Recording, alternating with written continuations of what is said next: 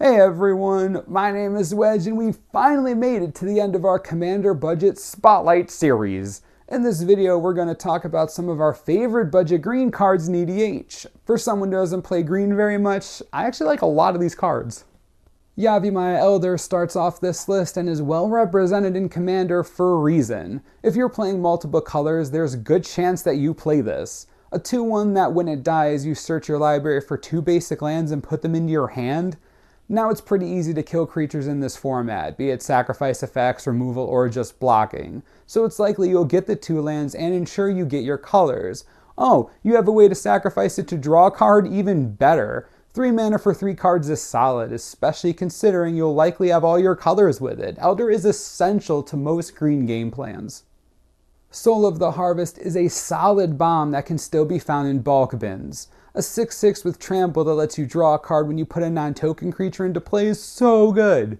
With all the blink or reanimate effects, it will be easy to jam some creatures and get significant card advantage. It's also a 6/6, so you can just punch people with it too. Only disadvantage is that you can't use it with tokens. It's a good creature for under $1 and it'll fit nicely in any deck heavy on creatures or looking for more ways to draw. Acidic Slime is one of the most versatile cards on this list, and like Yavimaya Elder, is jammed into a ton of decks. It is one of green's better hate cards as it can destroy an artifact, enchantment, or land when it hits play. Every commander deck will have a target for this and can be copied or blinked for extra utility. A 2/2 Death Touch is real annoying as well, forcing opponents to either go around it or ignore you. Targeting one with Rite of Replication is also hysterical for you and frustrating for everyone else. Pteranodon is basically a bigger, more game-breaking acidic slime. As a 9/9, it'll likely be the largest creature on the table, but it's mainly the ability that makes the card powerful. When it hits play, it can destroy up to 3 non-creature permanents. Planeswalkers, gone. Lands, later. Sol Rings, not anymore. Sure, your opponents get a 3/3 elephant when you destroy one of their permanents, but you have a 9/9. Pteranodon is super busted and will make you some enemies, but at under $1 it's hard to pass up this much value. Lurking Predators isn't a creature, but playing it will enable you to get plenty of them on the board quickly. 6 mana is a little steep for an enchantment that doesn't immediately win you the game, but it can certainly get you there. Whenever an opponent casts a spell, you may reveal the top card of your library, and if it's a creature, you can put it into play.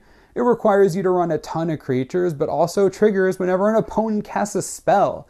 With enough luck, you might be able to get 2 or 3 creatures before your turn. There is the potential for it to get out of control quickly. Green does not draw cards very well without a little help. For a long time, it was difficult for green to draw one, let alone multiple cards. Then Harmonize was printed and green had a solid, reliable draw spell. In blue, 3 cards for 4 mana is underwhelming, but put it in a color that can't draw and it becomes significantly better. Green-white or green-red decks will love having access to this card as it addresses a significant need. Feel free to play it in any green deck. Sakura Tribe Elder was once a standard all-star and continues to be a solid inclusion in multicolor or monocolored decks. A 1/1 for 2 mana is unimpressive and may give you 1 block if anyone even bothers to attack into it. However, its value is in that you can sacrifice it to get a basic land and put it into play. Like Yavimaya Elder, it can help you fix colors and also accelerate as the land comes into play. They basically work in tandem in the early game. Pretty much any green deck will run these. Awakening Zone seems like a simple enchantment, but also offers a lot of versatility for 1 card.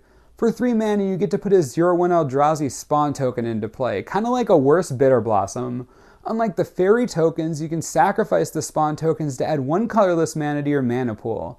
Any deck built around tokens or creatures dying will consider this as it provides a steady supply of blockers and mana. It's not going to win games on its own, but can certainly help you get to your mid or late game faster. Green doesn't have much in the way of tutor effects, but it can guarantee you hit that big creature if you play Fierce Empath. When it comes into play, you can search your library for a creature card with converted mana cost 6 or more and put it into your hand. There are plenty of creatures that you'll want to get with this card. Consecrated Sphinx, Palinchron, Runescar Demon, for a tidy cost of 3 mana.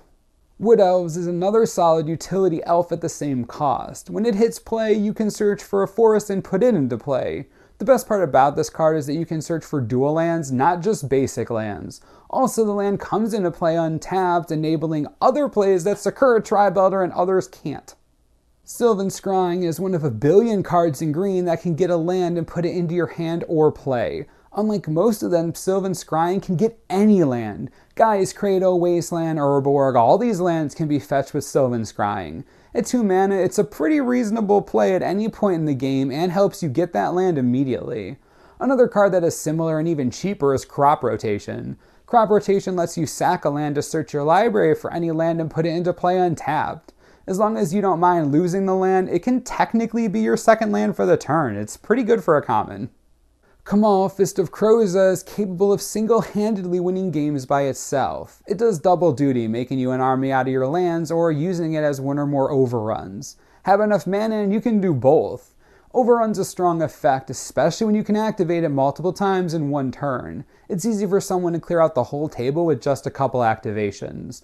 Need guys? For 1 green mana, you can turn a land into a 1/1 until end of turn. Opponent plays a sweeper, turn their lands into creatures. As long as you can generate the mana or the guys, Kamal will crush your opponents with ease. That concludes our budget series. We hope we gave you some perspective on playable cards on the cheap. If you missed our videos spotlighting the other colors, there should be links next to my face. Also, make sure to tune in next week as we're pretty sure Commander 2015 previews are starting on Monday, so get pumped for that. As always, subscribe below for the latest and most reliable Magic the Gathering information you could ever need. This is the Manosaurus, I'm Wedge, thanks for watching, we'll see you next time.